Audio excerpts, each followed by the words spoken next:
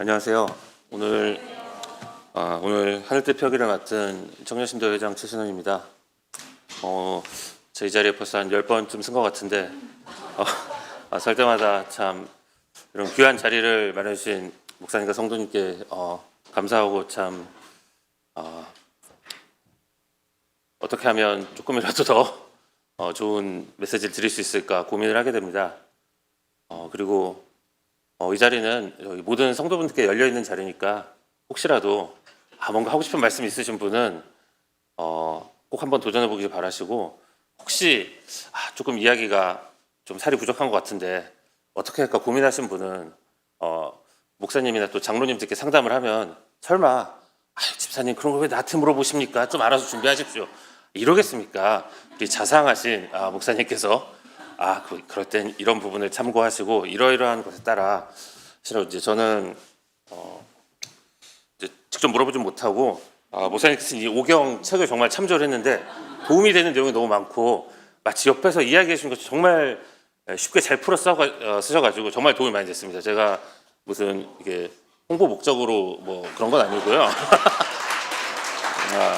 저자로부터 제가 뭐 10원짜리 한 장 받은 적은 없지만 뭐 주신다면 받을 생각은 있습니다. 아무튼 좋은 내용이니까 꼭 참고하셔서 신앙생활에 도움이 되셨으면 좋겠습니다.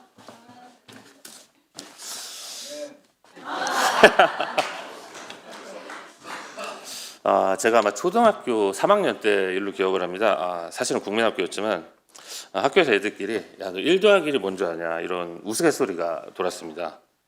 모든 기호를 한 칸에 써서 이제 한자 밭 전자처럼 만들어 이제 창문이라고 하기도 했고, 일을 하고 또 일을 했으니 중노동이라고 말을 하기도 했습니다.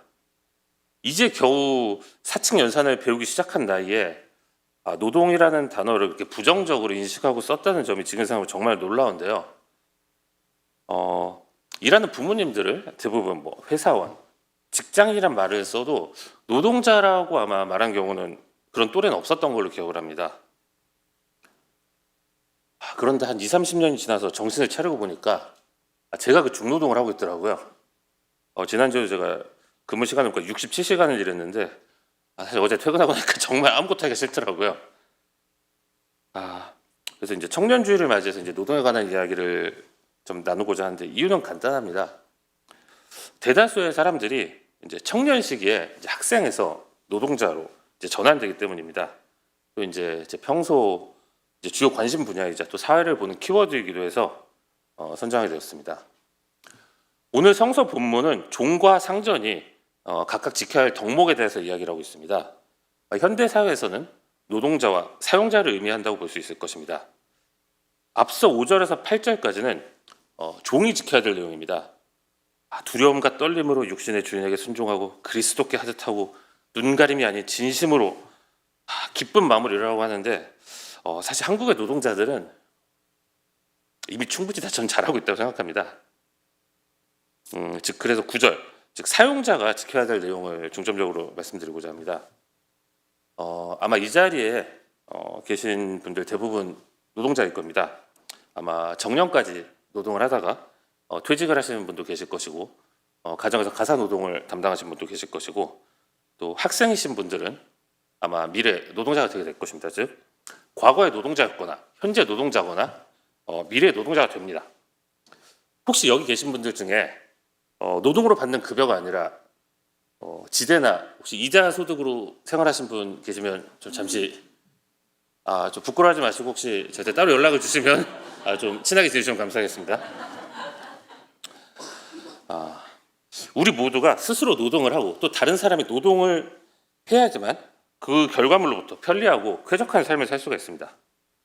제가 농담처럼 어떤 자본소득으로 생활하는 사람을 대단한 것처럼 얘기는 했지만, 사실 자본이나 토지는 그 자체로는 어떠한 부가가치도 만들어내지 못합니다. 자본은 돈을 빌려가서 이자가 내는 사람이 있어야 되고, 토지는 누군가 빌려가서 소작을 해서 소작료를 내거나, 건물 역시 누군가 상업 목적이든 주거 목적이든 임대를 해서 임대료를 내야만 불로소득이 성립을 합니다. 성서 역시 이처럼 소중한 노동을 어떤 고통스러운 행위, 즉 에덴 동산으로부터 추방된 인간에게 주어진 벌로만 묘사하지는 않습니다. 하나님께서도 천지 창조의 엿새 동안 일하셨다고 기록이 되어 있으며, 아담 또한 추방되기 전에는 에덴 동산에 피조물들을 돌보는 일을 했고, 예수께서도 공생의 이전까지는 목수로, 그리고 사도 베드로는 어부였고, 바울 또한 천막 만드는 기술로 노동을 했습니다. 그리고 기독교 교리와 이론에 가장 큰 영향을 끼치는 인물 중 하나인 장 칼뱅도 모든 직업은 신의 부름을 따른 거룩한 일이라는 직업 소명서를 주장했습니다. 이처럼 성서와 기독교는 노동에 큰 가치와 비중을 두는데, 기독교 인구 비중이 약 3분의 1이라는 한국의 노동 현실은 비참하기 짝이 없습니다. 국제노총에서 2014년부터 매년 세계 각국의 노동 권리 지수를 발표하고 있습니다. 한국은 놀랍게도 집계한 이후로부터 5등급을 한 번도 벗어난 적이 없는 국가입니다. 한강의 기적을 이루고 자동차 반도체를 엄청나게 잘 만들어서 전 세계에 수출했고, 경제 규모가 전 세계 국가 중에 10위권에 도달했다고 하지만 그게 무슨 소용입니까? 그 일들을 해낸 노동자들에겐 보상이나 혜택이 돌아가지 않았는데 말입니다. 참고로 이제 1등급 국가는 독일, 이제 노르웨이, 스웨덴, 우리가 흔히 생각하는 복지가 아주 잘 되어 있는 국가가 있고, 2등급으로는 프랑스나 일본, 3등급은 벨기에, 영국, 4등급은 호주, 미국, 칠레 정도가 있고, 5등급은 한국, 튀르키예, 중국 정도가 있습니다. 참고로 5+ 등급도 있는데 5+ 등급은 법치가 완전히 붕괴된 나라, 즉 팔레스타인이나 소말리아, 아프가니스탄 같은 나라를 의미합니다. 그래서 이제 1등급인 독일 같은 경우는 사실상 노동자가 결정적인 과실, 예를 들어 배임이나 횡령, 성추행 같은 잘못을 저지르지 않는 한 해고되는 일이 거의 없다고 하더라고요. 그래서 이제 상대적으로 이제 좀 문제가 생기는 게, 정말 믿고 고용할 수 있는 사람이 아니면 잘 뽑지 않는 경향도 있어서 실제로는 되게 인맥이나 소개로 고용되는 경우도 많다고 하고, 일본이 2등급이라는 제 생각에 약간 호소가 있는 것 같긴 한데, 그래도 실제로 일하는 지인들의 얘기를 들어보면 한 달 잔업 시간이 뭐 40시간을 넘거나 그러면은 바로 노동청에서 연락이 오고, 컴퓨터를 끈 시간하고 퇴근하는 시간 15분 이상 차이 날 경우에도 바로 연락이 오고, 실제적인 근로 감독이 상당히 이루어지는 것으로 제가 이야기를 들어서 알고 있습니다.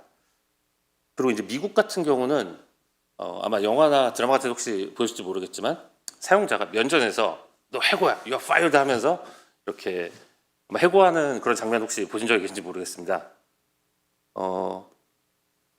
특별한 사유 없이 해고가 가능하지만 대신에 이제 법과 소송을 좋아하는 나라답게 노동계약 엄청나게 철저하게 따져서 면접 볼 때도 개인의 프라이버시에 대한 내용을 물어보거나 그러면은 되게 상당히 페널티가 있고, 노동계약이 없는 일을 시켰을 때 그걸 가지고 뭐 소송을 하고 싸우는 일이 꽤 많다고 아마 제가 간접적으로 그 정도로 알고 있습니다.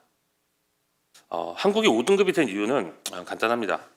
대기업들의 노조 파괴 전략, 노조가 있는 노조도 탄압을 하지만 노조를 만들려고 하면은 엄청나게 회유, 막 이간질, 방해 공작을 하죠.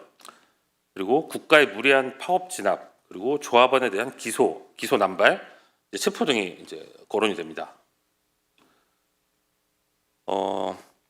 지금 여당인 국민의힘은 자유한국당, 새누리당 시절부터 줄기차게 대놓고 반노동 정책으로 일관을 해왔고요. 지금 현재 윤석열 정부도 대놓고 R&D 연구 예산을 날리고 공공 부문의 고용을 반에 반토막을 내는 등 아주 대놓고 그 반노동 행보를 이어가고 있습니다. 그리고 민주당도 사실 친노동적이었냐고 하면은 좀 그렇게 대답하기 어려운 것 같습니다. 사실 문재인 정부 시절에도 최저임금 산입 범위에 대한 계약이 있었고, 공공부문 정규직화를 하겠다고 해놓고 사실 자회사를 통한 간접 고용 또는 중대재해처벌법의 누더기 입법 등을 생각해보면 그렇습니다. 저는 이 부분에서 사실 구약성서에 나오는 솔로몬의 아들 르호보암을 생각했습니다. 이제 취임해서 한다는 말이 내 아버지는 가죽 채찍으로 백성을 다스렸지만 나는 쇠 채찍으로 다스리겠다고 합니다. 민주당이 가죽 채찍, 국민의힘이 쇠 채찍이 아닐까, 저는 좀 그런 상상을 해봤습니다. 그 젊은 사람 중에 문재인 정부에 실망해서 윤석열을 찍었다는 사람들이 있는데 자진해서 쇠 채찍을 선택한 사람들이 아닌가 생각을 했고, 민주당의 가죽 채찍을 그나마 나은 노동 환경으로 가는 어떤 절차적 과정으로 받아들여야 했지, 자본과의 양합하는 기만으로 받아들여야 할지는 제가 아직 해답을 찾지 못했습니다. 아마 양쪽 다일 수도 있을 것 같습니다. 이 부분에 대해 좀 많은 교분들께서 의견을 제시해 주셨으면 좋겠습니다. 그리고 실제로 노동자로서의 권리를 보장받는 면에서 정말 많습니다. 하루 12시간씩 고강도 육체 노동에 시달리는 택배 및 물류 종사자들, 근무 중에 식사와 화장실조차도 마음 놓고 해결하기 어려우며 교대 노동에 의사가 해야 될 일까지 대신하고 있는 간호사, 최저임금도 적용되지 않아 하루 12시간, 18시간씩 장시간 노동에서 감시 단속 업무를 담당하는 경비 노동자, 출산 직전까지 자유로 일한다는 각서를 제출하고 혹사당하다가 심지어 유산 비율이 50%에 달한다는 SPC의 여성 제빵 노동자들, 폭언과 갑질에 시달려 정신질환이 없는 사람을 찾아보기 어렵다는 콜센터 노동자들, 정말 열거하자면 끝이 없습니다. 거의 책 한 권을 내도 부족이 없을 정도이고 여러 가지 관련 도서들이 나와 있습니다. 그런데 그나마 내국인들, 한국인들이 종사하는 자리는 나은 편입니다. 이주 노동자들이 자리를 채우고 있는 제조업, 농축산업 쪽은 평균 한 달에 이틀 휴무에 거의 이게 사람이 살라고 만들어 놓은 건 싶은 축사 같은 기숙사에서 생활을 하죠. 심지어 그 기숙사 비용을 몇십만 원씩 공제당하고 근로계약서는 사실상 서류상으로만 존재하는 등 우리가 먹고 살고 누리는 사람들이 이런 사람들의 착취 기반이 있었나라는 생각 정말 자괴감이 듭니다. 그리고 실제로 산업재해로 사망하는, 즉 일하다 죽는 사람들의 숫자도 엄청납니다. 거의 1년에 2,000명 정도 통계가 나오고 있는데 거의 하루 평균 6명에서 7명이거든요. 이렇게 사람들이 많이 죽는 이유는 간단합니다. 사람들이 죽도록 사업장을 운영하는 게 안전 장비를 갖추고 안전 수칙을 지키면서 천천히 일하는 것보다 돈을 많이 벌기 때문입니다. 2016년 구의역 스크린도어를 수리하다 사망한 김군, 2018년 서부발전의 김영균 씨, 2021년 평택항의 이선호 씨 등 정말 열거하기도 힘든 이 산재 사고들은 모두 하나같이 2인 1조 근무 원칙을 무시하거나 안전 장비를 지급하지 않고 안전 수칙 대신 빠른 일 처리만을 요구하며 하청 업체에 떠넘기는 구조적인 문제점을 가지고 있습니다. 그리고 이 통계에 잡히지 않는 죽음도 많습니다. 예를 들면 일터내 따돌림이나 괴롭힘으로 인한 자살이 있고 과도한 노동 이후에 귀가해서 온수로 샤워하거나 목욕하는 도중에 심근경색으로 사망하는 경우도 많은데 이럴 때는 정말 이것이 산재, 과도한 업무로 인한 죽음임을 입증하기가 매우 어렵습니다. 그리고 한국은 원칙적으로 산재 입증의 책임이 노동자 측, 즉 유족에게 있습니다. 세상에 사람이 죽었는데 죽음의 원인을 제공하는 것도 모자라서 추정한 쪽이 먼저 고개를 숙이고 사과를 하고 보상을 하겠다고 해도 모자란데 현실은 정반대입니다. 88년 원진 레이온 이황화탄소 중독 사태 이후로부터 거의 변함이 없습니다. 하나같이 하는 말이 니네가 부주해서 그렇다, 니네가 평소에 건강관리 안 해서 그렇다, 안전수칙을 안 지켰다 등등. 그래서 이제 선진국들이 이제 징벌적 손해배상 제도를 가지고 있는 것은 그 돈을 내서 배상을 하는 게 사실 의미가 아닙니다. 엄청나게 많은 배상액을 때려서 이런 일이 일어나지 않도록 하라는 뜻인데 한국은 그것조차도 제대로 안 지켜지고 있죠. 그리고 체불임금, 즉 받아야 되는데 못 받고 있는 노동자들 임금이 2021년 기준으로 무려 1조 6,472억 원입니다. 조가 넘어가면은 감이 잘 안 오시죠. 이 액수가 옆나라인 일본의 10배거든요. 경제 규모가 대략 3배 정도 일본이 더 크다고 하니까 거의 30배 정도 임금을 떼어먹고 있다, 늦게 주고 있다라고 추산을 할 수 있겠죠. 일본이 아무리 잃어버린 30년이니 저성장, 저물가에 침체되어 있는 해도 이런 부분은 한국이 압도적으로 현실이 안 좋은 것 같습니다.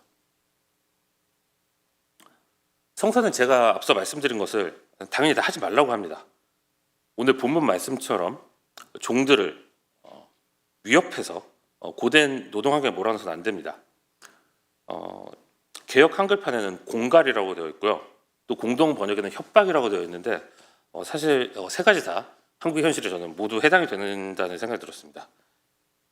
이 위협에는 여러 가지가 포함되는데 앞서 말씀드린 것처럼 정당한 권리를 주장하기 위한 노조 조직을 와해시키는 방해 공작 또는 어용 노조를 조직하거나 또 이제 수구 언론을 통해서 노조 때문에 나라가 망한다는 이제 거짓 날조 기사를 내보내는 행위들이 다 포함이 되겠죠.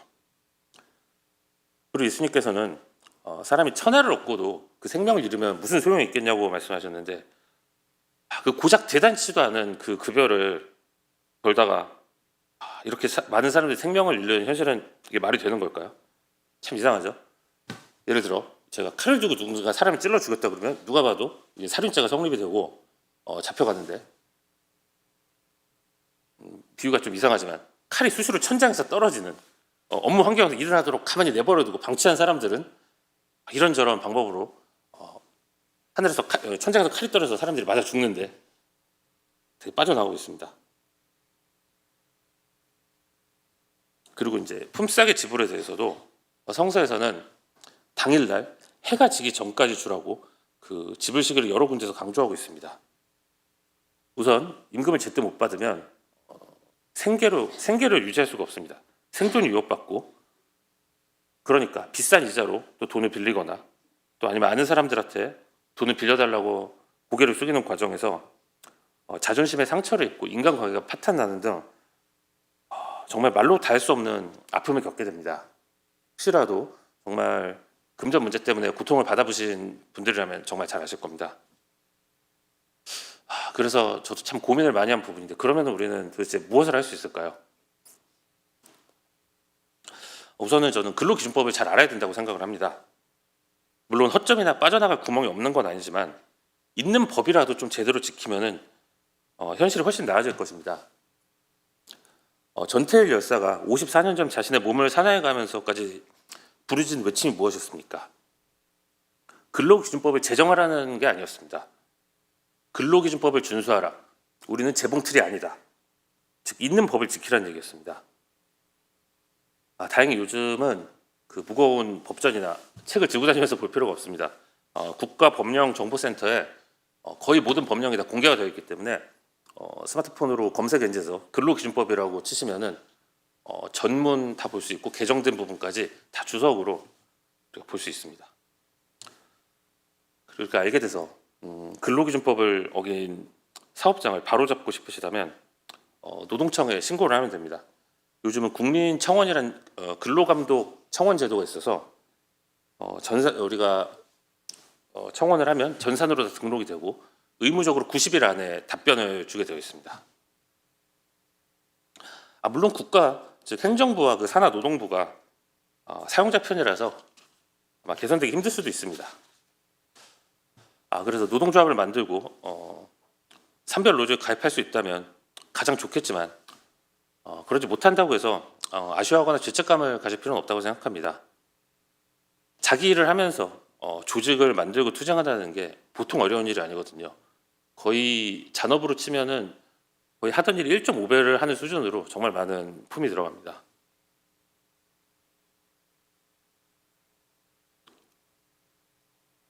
그렇게 직접 투쟁을 하지 못하시더라도 아마 다른 노동자들의 투쟁 현장에 연대하고 같이 우리가 행동을 할 수 있습니다. 저도 일이 힘든 가운데 가능하면 참석하려고 노력 중인데 11월마다 하는 이제 전태일 다리에서의 기념 예배가 있고 그때 각각 또 노동청 앞에서 또는 순직하거나 산하하신 자리에서 있었던 집회에 저희 교회가 참석을 하고 있습니다. 그리고 또 길거리를 가다 보면 혼자서 1인 시위나 단식 투쟁하시는 분들이 정말 많습니다. 저는 뵐 때마다 가서 제가 알기도 바쁘지만 가서 인사하고 한마디 말이라도 걸면서 제가 당신 응원하고 있습니다. 꼭 투쟁 승리하시기 바랍니다. 이런 말하고 뭐 주머니 사정 되는 대로 뭐 간단한 음료나 간식 같은 거라도 이제 사다 드리면서 이런 뜻을 전하려고 애를 쓰고 있습니다. 그리고 결정적으로 우리 모두의 인식이 바뀌어야 합니다. 사실 우리는 이미 충분히 장시간 과로하고 있습니다. 어렸을 때부터 학원 뺑뺑이에 중고등학생 수험 시절을 거치면서 저는 과로와 그 잔업을 이미 몸에 충분히 준비 운동을 하는 게 아닐까 그런 생각이 들 정도인데요. 노동 시간을 줄이고 연장 근무를 하면 돈으로 준다고 해도 저 그 돈 안 받겠습니다. 전 집에 빨리 가서 쉬렵니다. 이런 노동자들이 많아질수록 사실 노동자의 지위가 높아지지 않겠습니까? 이렇게 사람 쓰기 어렵구나. 그래서 그리고 또 이제 이거는 뭐 선택 사항이지만 노동자를 탄압하고 착취하는 기업의 제품을 가능하면 쓰지 않는 것, 그것도 하나의 방법일 것입니다. 이제 제 경우는 영화나 이제 드라마 같은 영상 매체를 보면서 한국 드라마 같은 데서 많이 나오죠. 너 해고야, 집에 가. 내일부터 나올 필요 없어 하는데 사실 거의 99% 근로기준법 위반이거든요. 그래서 친구들이랑 얘기하면서 야, 이럴 때는 최소한 자막으로 이 사실은 극중 재미를 위해서 한 연출이지 현행법과 어긋나 이런 거 달아줘야 되는 거 아니냐고 그런 말을 하거든요. 실제로 그렇거든요. 제가 아까 말씀드렸지만 칼로 사람을 쏘는 총으로 사람을 쏘는 거는 물론 그 영상적으로 잔인하지만 누가 봐도 저거는 범죄 행위고 쏜 사람이 잘못했다는 걸 아는데 제가 말씀드린 어떤 구두 해고 이런 거는 뭔가 잘못된지도 모르고 어렸을 때부터 너무 당연한 것처럼 받아들이는 경우가 많거든요. 그리고 당연한 얘기지만 이제 곧 이제 총선이 몇 달 안 남았는데 총선에서 이제 누가 노동자를 위한 정책과 공약을 가지고 내세우는지 혹은 누가 말로만 번드르르 한 절대 이루어질 수 없는 노동과 관련된 공약을 하는지 그런 부분을 생각해서 선거하시는 것도 물론 우리들의 노동 조건을 개선하고 가는 방법일 것입니다. 말씀드린 것처럼 방법과 수단은 다양하지만 각자의 자리에서 관심을 가지고 행동한다면 느리더라도 조금씩 우리의 노동 현실이 바뀌어가고 저는 그것이 이 땅에 하나님 나라가 오게 하는 중요한 가치 있는 행동이라고 생각합니다. 같이 기도하시겠습니다.